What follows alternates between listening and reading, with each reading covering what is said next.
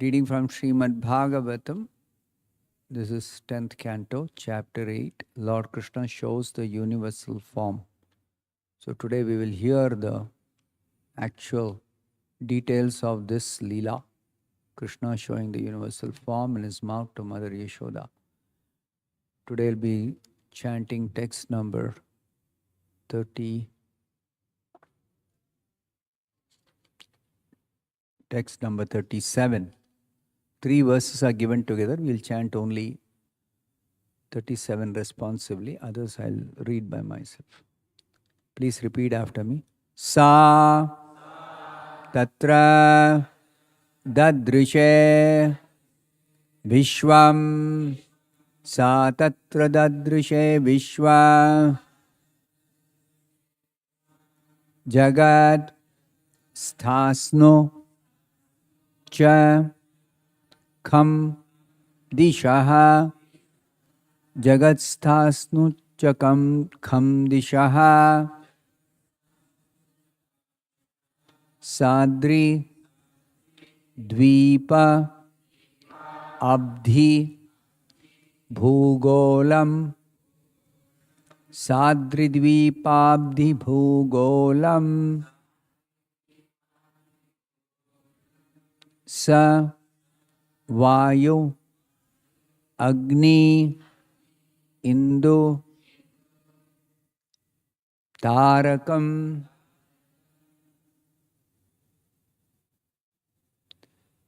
savayvagnindu tarakam savayvagnindu tarakam sa tatra dadrishe vishwam jagasthasnu chakham dishaha sadridvipabdhi bhugolam savayvagnindu tarakam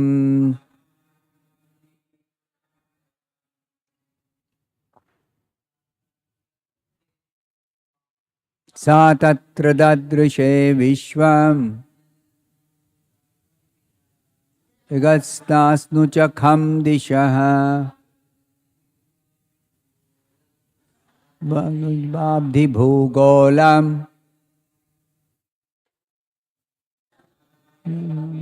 tarakam sa tatra dadrishe vishwam jagastasnu chakham dishaha sadridvipabdhi bhugolam savayvagnindu tarakam sa tatra dadrishe vishwam jagastasnu chakham dishaha sadridvipabdhi bhugolam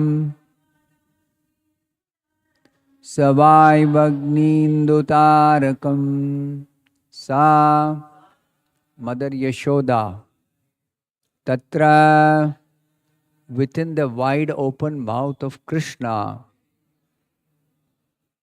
dadrishe saw vishwam the whole universe jagat moving entities. This is very interesting. Sanskrit language is very special. Jagat, we generally understand this world is called Jagat. Jagannatha, Jagatnatha is the Lord of the universe. So here for the word, for the universe, the word used is Vishwam. And Jagat has got another meaning other than the universe, that is moving entities. That's why we require translation done by a pure devotee. We can't depend on scholars, Sanskrit scholars. Which meaning will they put here? Vishwam Jagat. Vishwam itself has got many different meanings. One of the meanings of the word Vishwam is Vishnu. Vishwam Vishnurva Shatkaro. The Vishnu Sahasranama begins with the first name of Vishnu as Vishwam. So, which meaning is to be used where? That only a pure devotee, Acharya, can actually tell us the correct meaning. Others will have to just speculate, that's all. And there's no value of speculation. Jagat, moving entities. Stasnu, maintenance of non-moving entities. Cha, and Kham, the sky.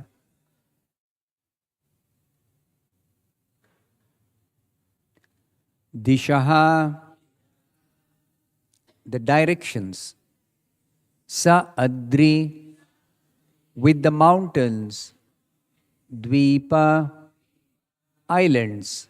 Abdhi, and oceans. Bhugolam, the surface of the earth. Savayu, with the blowing wind.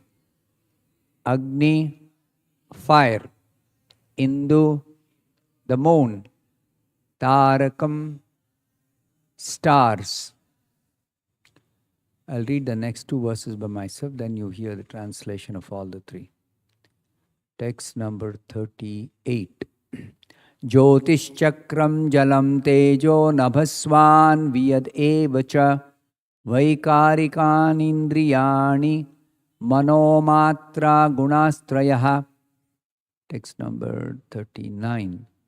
Etad vichitram sahajiva kala swabhava karma shayalinga bhedam Sunostanau vikshya vidaritasye vrajam sahatmanam avapashankam.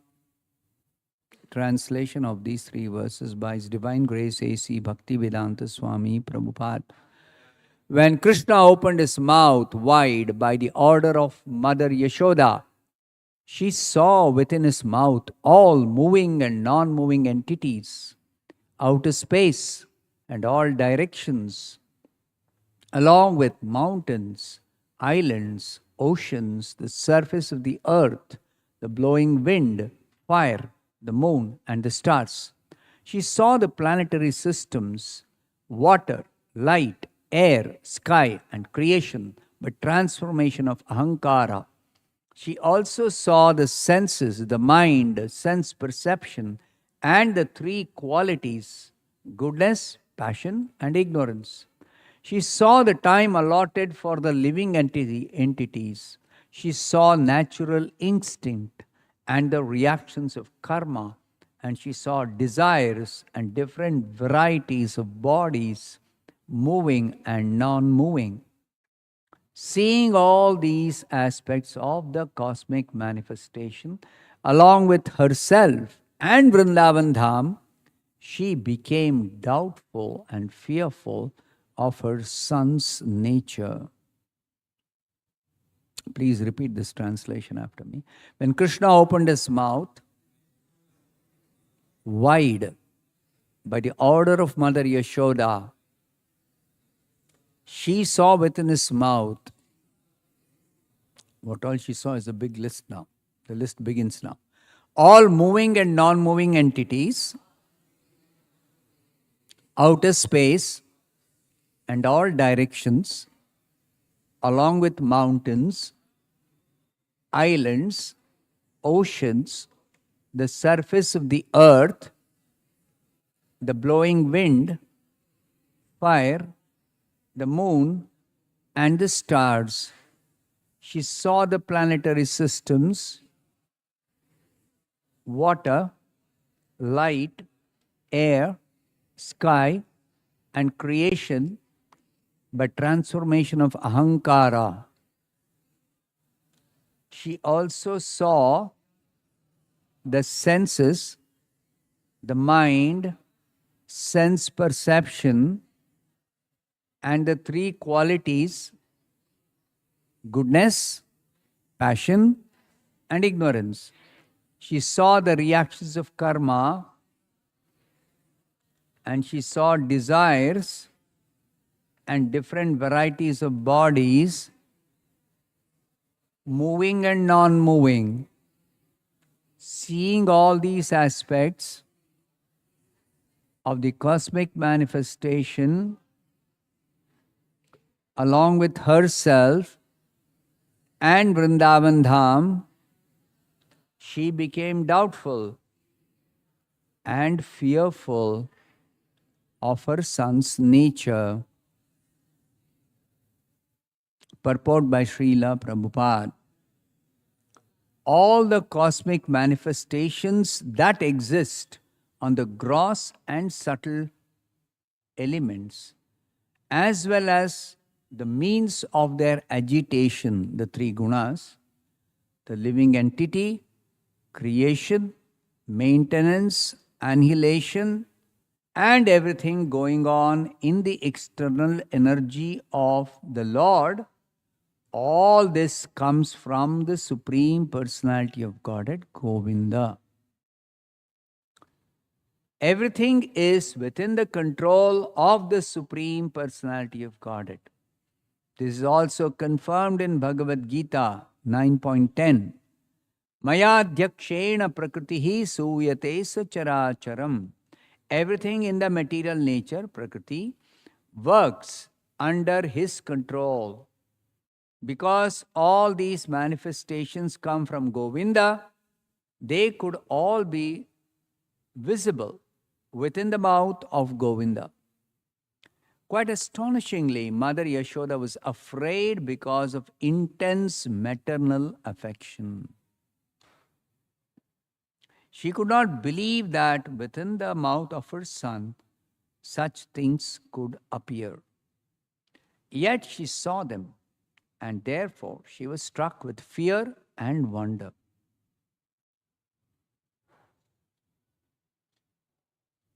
Thus ends the Bhaktivedanta purport. Om Ajnanatirmirandasya Jnananjanashalakaya Chakshurunmilitam Yena Tasmai Shri Gurave Namaha. Nama Om Vishnupadaya Krishna Presthaya Bhutale Srimate Bhaktivedanta Swamin Niti Namine. Namaste Saraswate Deve Gauravani Pracharine Nirvishesha Shunyavadi Chatya Deshatarine. Jaya Shri Krishna Chaitanya Prabhu Nityananda Shri Advaita Gadadhara Shri Vasa Bhakta Vrinda. Hare Krishna Krishna Krishna Hare Hare, Hare Rama Rama Rama Hare Hare. Mukam karoti vachalam pangum langhayate girim yat kripatamaham vande Shri Gurum Dinatarinam yat kripatamaham vande Paramananda Madhavam yat kripatamaham vande Shri Chaitanya Ishwaram Vancha kalpatarubhyascha kripa sindubhya evacha patitanam pavanebhyo vaishnavebhyo namo namaha. So according to the title of this chapter, we have now come to the verses, just towards the end of the chapter, which actually describe this specific Leela.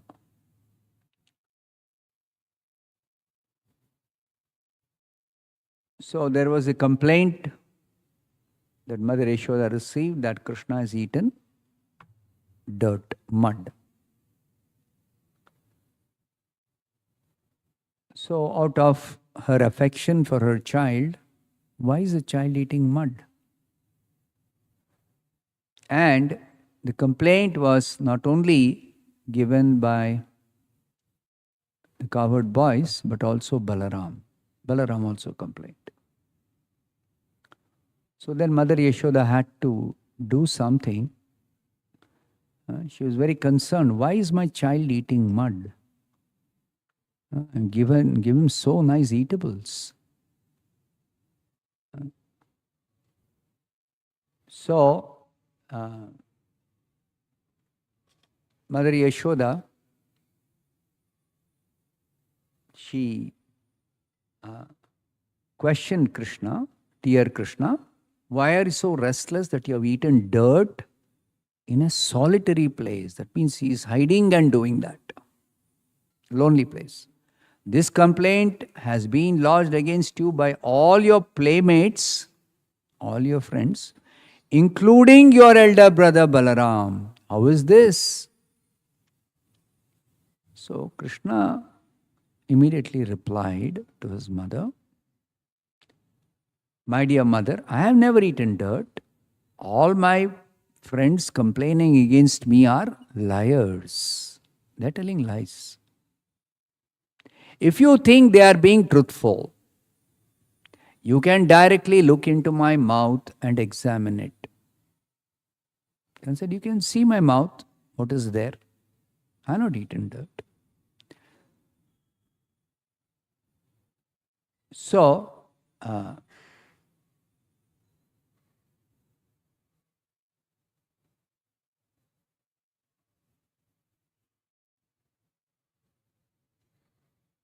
Mother Yashoda, when challenged by Krishna like this, who has become too naughty, then she immediately told, if you have not eaten earth, if you have not eaten dirt, mud, then open your mouth wide.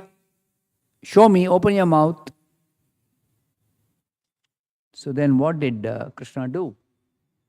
Krishna opened his mouth. And exactly as he had told, he had not eaten dirt. Because actually he had eaten dirt. But what Yashoda saw was not dirt. She saw something else. What did she see? When Krishna opened his mouth wide by the order of Mother Yashoda, she saw within his mouth. Purandaradasa has written in very simple words. Tayige bayalli jagavanna torida. He showed the whole Jagat, the whole universe within his mouth. Now, what does the whole universe consist of? Shukadeva Goswami is elaborating here.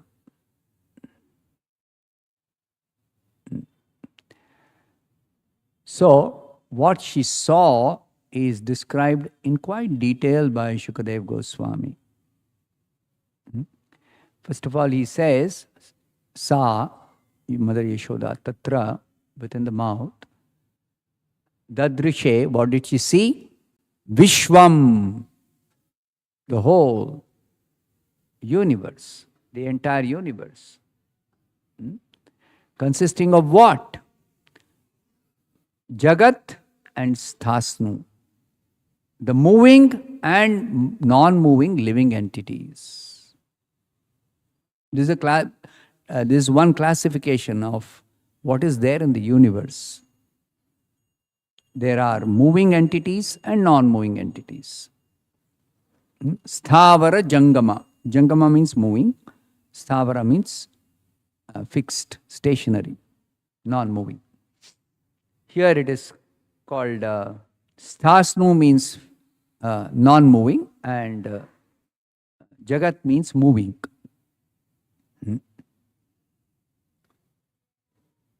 Then she also saw outer space, all directions, along with mountains, islands, oceans, the surface of the earth,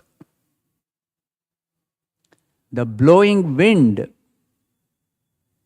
fire, the moon, and the stars. She's seeing all the elements. She's seeing outer space and so many living entities, all varieties. Then the blowing wind, fire, the moon, and the stars. She saw the planetary systems, Jyotish Chakra, planetary systems, water, light, air, sky, and all these are different elements of which the material energy is made of, the 8 elements: earth, water, fire, air, sky, mind, intelligence, ego. And also the transformation of ego, ahankara. Ahankara transforms into the senses, the 10 senses, and the mind. So she saw the creation by transformation of ahankara.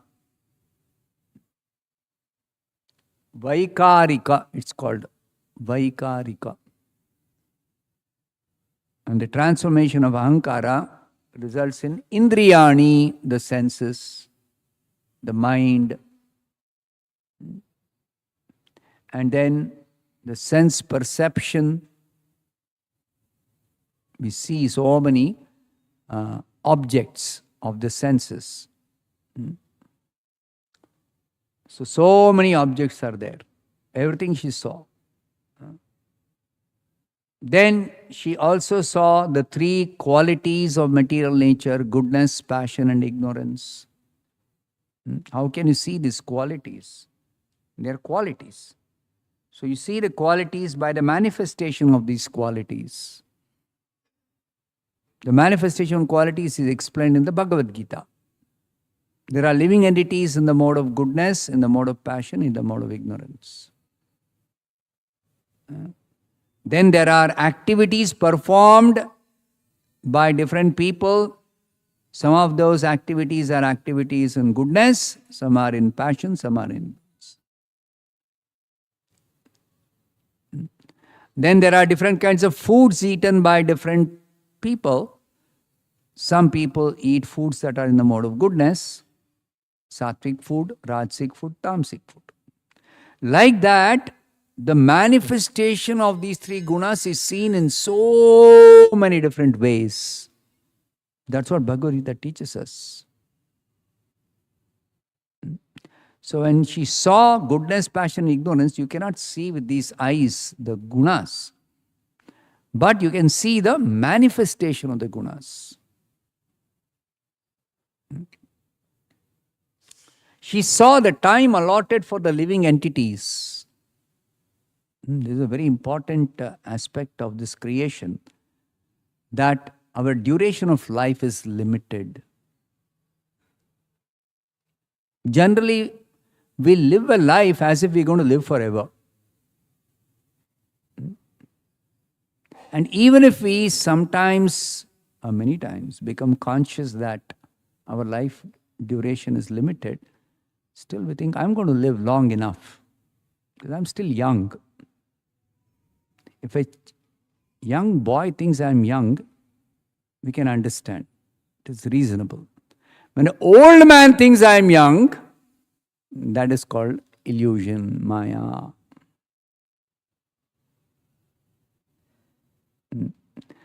So, the illusory energy is so powerful that it makes actually everybody basically think, I'm going to live forever. That's the inner thought. Of course, they can't say that because they know they're going to die. And also everyone else knows we are not going to live forever. But the reality is, we are eternal. That's what Bhagavad Gita tells us, teaches us. You think that when death comes, everything is finished. But Bhagavad Gita says no. Krishna says no. You are eternal. The spiritual world is eternal. Krishna is eternal. Only this material world, which consists of the material energy is also eternal. But the material energy temporarily manifests different varieties of the transformation of the energy itself. Energy manifests manifests some of its transformations. Because there is also the unmanifest material energy. That which is not manifest is also there. Avyakta. It's called avyakta. So, when the Sankhya philosophy analyzes what is this material world made of? So, first of all, two divisions. Avyakta, vyakta. Avyakta is what we cannot see or what we cannot perceive. Unmanifest. The reserve, material energy. And then some portion of the material energy which is transformed into 23 other elements. 23 other elements. These 23 elements are analyzed in Sankhya philosophy. It's there in the third canto of the Bhagavatam. That it consists of 4 sets of 5. 4 groups of 5. 5 elements, earth, water, fire, air, sky. Then 5 knowledge gathering senses. Jnanendriya, eyes, ears, nose, tongue and the sense of touch. And then 5 karmendriya, the hands, the legs, the organ of speech, the voice box, and the anus and genitals. 5 karmendriya. So how many sets are over? 3 sets of 5 are over. The last set of 5s are the 5 sense objects. Vishaya. For the eyes, form. Eyes will perceive form of different objects, material objects outside of us. And the ears will perceive sound. So these are called sense objects. Vishaya or Indriya Gochara, what is perceived by the senses. So, form, sound, smell, taste and touch. So these 5. So totally 4 set of 5s makes it 20 elements. These are called 20 elements of material energy, manifest material energy. What are the 3 more?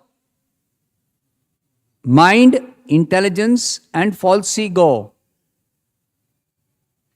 These mind, intelligence, false ego are also classified under 8 elements.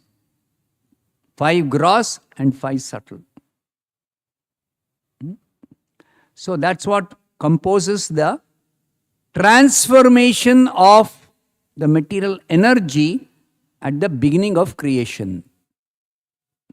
So creation doesn't begin with the creation of the living entities. No. Creation begins with the transformation of material energy from the unmanifest state to the manifest state. A small portion of it. So after this creation and how does it take place? The creation begins by the glance of Mahavishnu. Glance of Mahavishnu. And this is all explained in the Bhagavatam. Briefly in Bhagavad Gita, Krishna says, I create. But the details of the creation, some details are given in the Bhagavatam. More details are there in the Vedas that describe the process of creation in detail. There's a whole Sankhya philosophy which analyzes what is this matter made of, 24 elements. So, out of 24, 1 is unmanifest material energy. Other 23 are the manifestations. And those manifestations are gross and subtle matter, the 10 senses, and the five sense objects. So all together, this is 24 elements of material energy, of which the material energy consists of. Everything Yashoda was able to see within the mouth of Krishna. She also saw the natural instinct and the reactions of karma. Okay. When it is said she saw time allotted for living entities, she was seeing the birth and death. Every moment somebody is dying, somebody is taking birth. Every moment it's happening. Hospitals are always busy, no? One side, maternity ward, some births are happening. And in the other wards, some terminal cases, doctors cannot anymore treat the person. Lifespan is over, they are dying. So both are happening in the hospital, isn't it? So she could see the birth and death of living entities, and that's how she was able to see that birth and death as a result of the time allotted for the living entities. Time is over, then they have to die. And after death comes the birth of living entities. Jatasya hi dhruvo mrityur dhruvam janma mritasya cha. So, the reactions of karma is the different effects of karma seen in terms of the living entities enjoying and suffering. That's a reaction of karma. So some people are going through some suffering, some people are going through, they are experiencing happiness. Always this is there. Sometimes it is mixed, sometimes it is not so prominent. Sometimes only happiness seems to be prominent. Sometimes only suffering seems to be prominent. You go to hospital, you see prominently suffering. Except in the maternity ward, they'll be waiting for the delivery and the child is born and it's a good delivery. Everybody is very, very happy. Oh, child is born, very nice.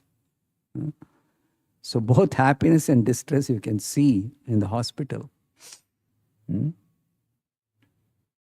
So, this is the manifestation of the laws of karma.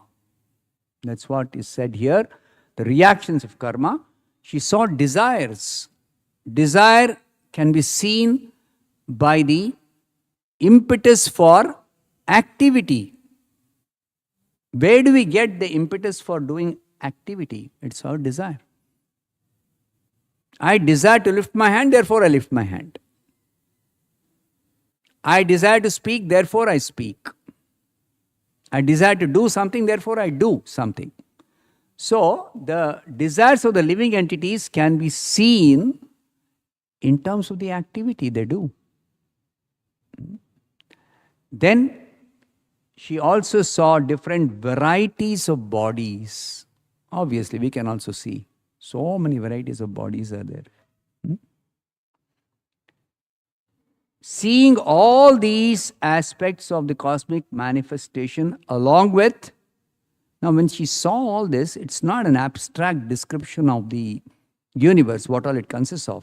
She actually saw. She also saw herself.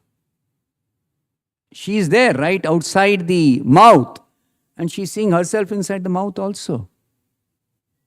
And she saw the entire Vrindavan Dham. She became doubtful. That is a prominent reaction. Avapa Shankam. And she was struck with wonder. I am asking this small child of mine, beloved child of mine, to open his mouth to see whether he's eaten dirt, and what am I seeing? She was struck with wonder also. Adbhuta. Everything about Krishna is Adbhuta, but he covers that Adbhuta nature for the sake of his pastimes with his beloved devotees. Sometimes he manifests though. Now he is manifesting his Adbhuta nature, extraordinary nature, when he opened his mouth, showing us the whole universe. So she became doubtful and fearful of her son's nature. So Srila Prabhupada says, all the cosmic manifestations, whatever is there in this whole creation, whole universe, is actually coming from the Supreme Personality of Godhead.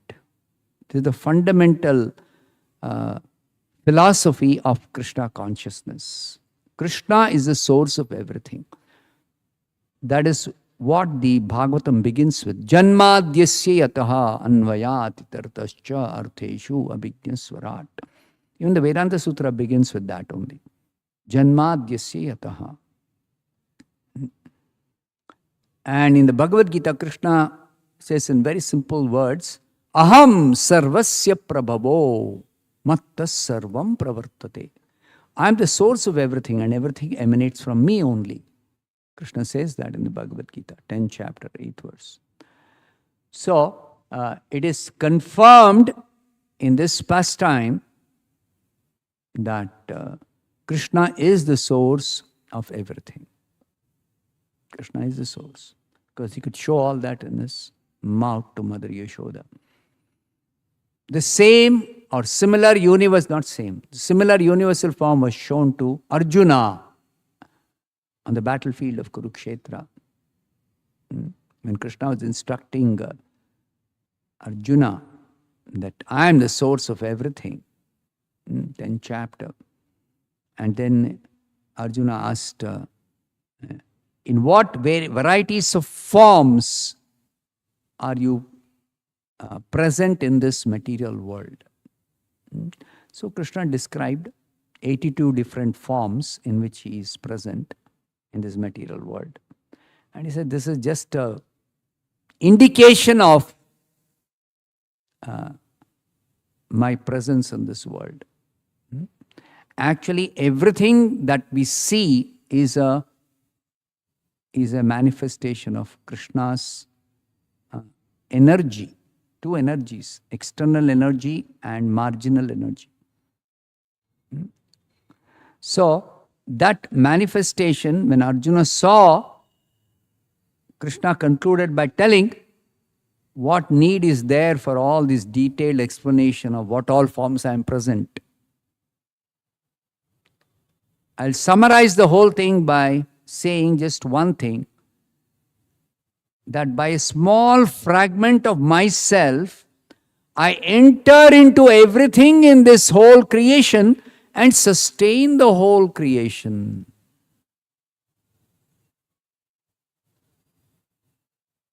Athava bahunaitena kim gyatena tavarjuna. What more can I say about my manifestations in this world? Everything is my own manifestation. Vishtabhyaham idam kritsnam. I have entered into everything. Ekamshena sthito jagat. This is how I maintain my small, tiny fragment of myself called super soul, Paramatma. Krishna expands as Paramatma and enters into everything. Every living being, soul, he enters as the super soul. Paramatma in the heart of every living being. He is present. And all the objects, all the material objects, he enters into every material atom also as Paramatma. Since we are spirit soul, tiny, we can be called spiritual atoms. So he enters into every material atom and every spiritual atom also. This is called the manifestation of the Paramatma in this material world. Then Arjuna's next question is, after that, can I see how you have entered into everything? Can you show me? Krishna says, yes, I can show you. And he shows one of his universal forms, in which Arjuna is seeing everything in this cosmic manifestation. Everything he is seeing. And Arjuna is bewildered. Same way, Yashoda, she wanted to see what has Krishna done by eating some dirt, whether he is really eating dirt. Open your mouth and show me. Krishna is showing the whole universe. So Yashoda became very doubtful about her son's nature. I am thinking this, of course, there are later verses describing what was Yashoda's reaction.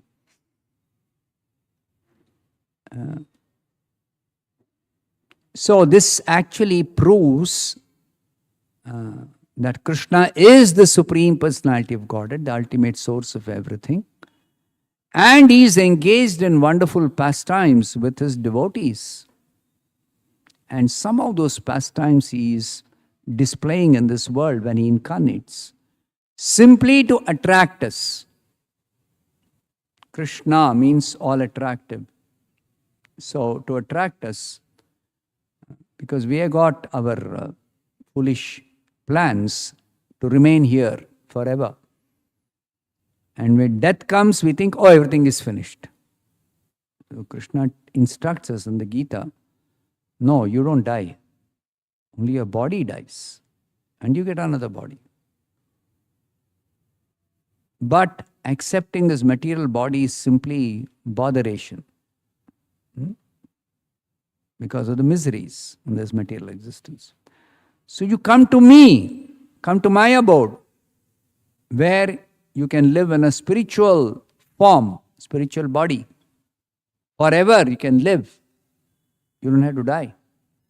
And you can live a blissful life full of knowledge and happiness. So Krishna is inviting, and not only giving one invitation while we are going through so many difficulties and all kinds of problems. No, he is also attracting us. You compare yourself. What is spiritual life in my personal abode like? And what is the life you are living here? Compare that. Compare the two. And naturally, if you are able to visualize or hear or understand and compare, naturally you will choose the spiritual life. So he displays my devotees, how they are enjoying with me pure transcendental bliss. Not only there are descriptions, but there are also manifestations. Krishna incarnates just to show what are the kinds of dealings with his devotees. So especially in his incarnations, Krishna, he shows more than what he has displayed in all other incarnations.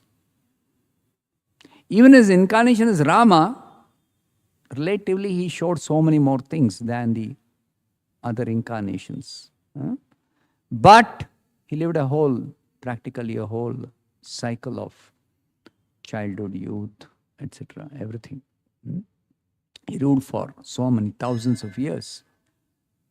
And he was the ideal king.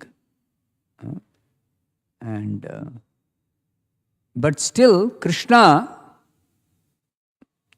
he displayed even his childhood pastimes. Rama, he also displayed some childhood leelas, but that was very limited to the household members, that's all.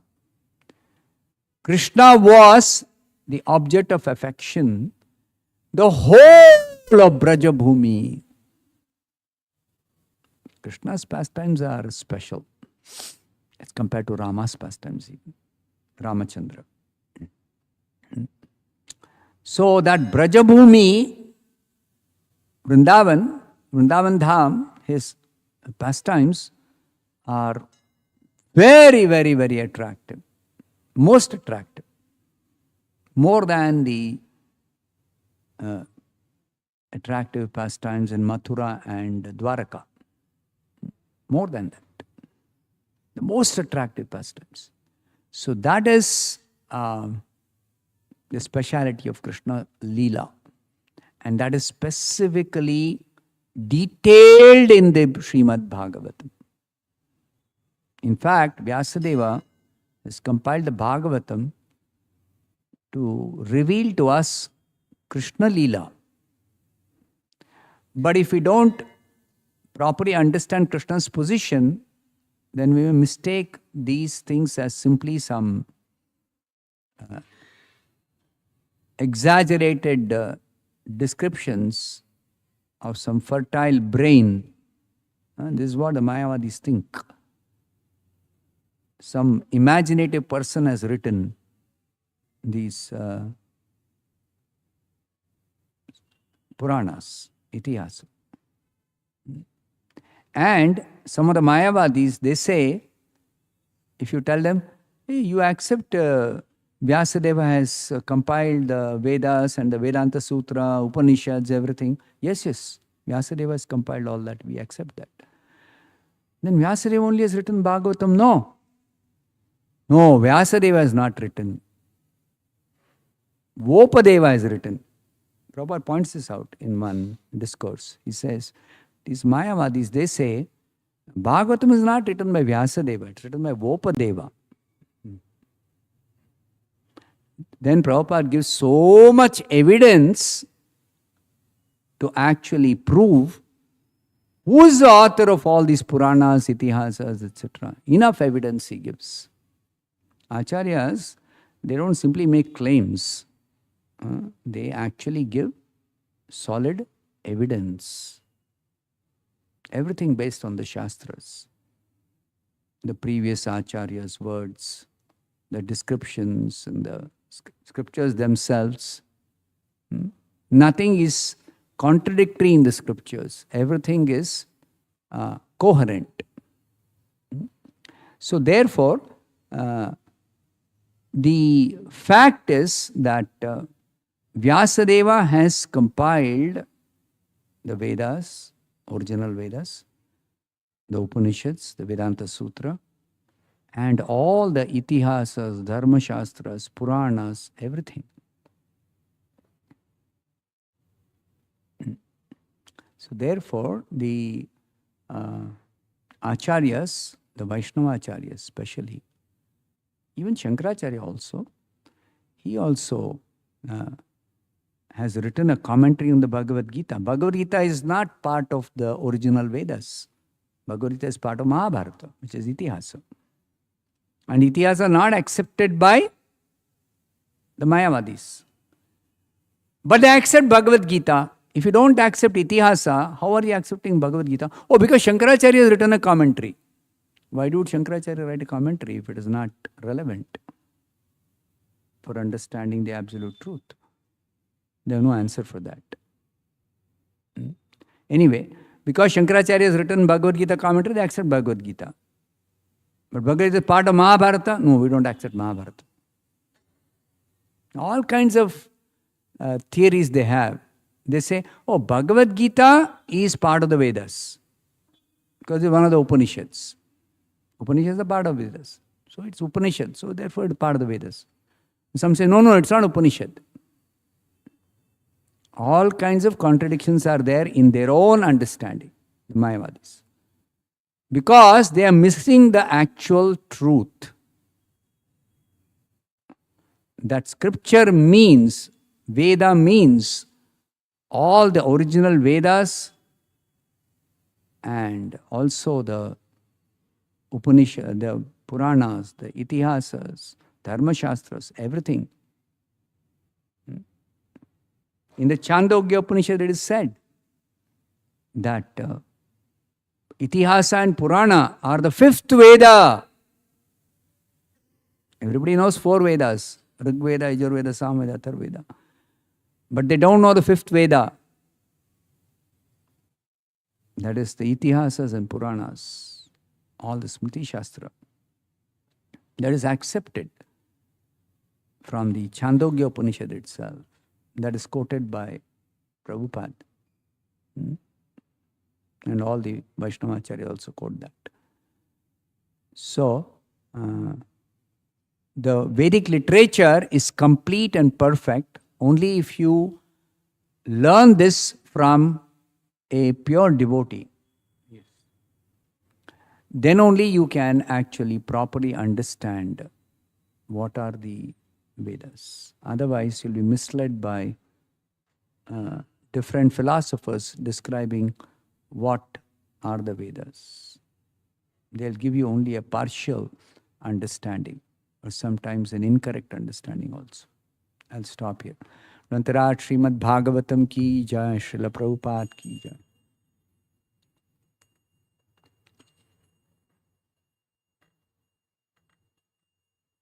How many announcements? Two announcements. I have two announcements. One is that on January 24th, we are celebrating Sri Krishna Balaram Rath Yatra. So the procession starts at Kote Anjaneya Temple, Mysore Palace. And Rath Yatra will commence at 4:30 p.m. on Saturday, 24th January. All devotees are invited to participate in this grand festival. We'll have nice chanting, dancing, pulling the ratha, and also a nice prasadam along the ratha route as well as at the end. So take full advantage of this auspicious opportunity for devotional service. You can also render some service, voluntary service. Or you can just take part in the Rath Yatra. That's also seva. Then on second announcement, on January 31st, we are celebrating Nityananda Trayodashi. Nityananda Prabhu's appearance day, his incarnation of Balaram, who appeared along with Chaitanya Mahaprabhu. So evening we'll have celebration from 6 p.m. Abhishekam, Sankirtan, Arati and Prasadam. So all of you are invited to get the mercy of, the unlimited mercy of Nityananda. Nityananda is very, very merciful. So then our advancement in Krishna consciousness is accelerated. Very quickly we can advance. Very quickly we can make progress in Krishna consciousness. Hare Krishna.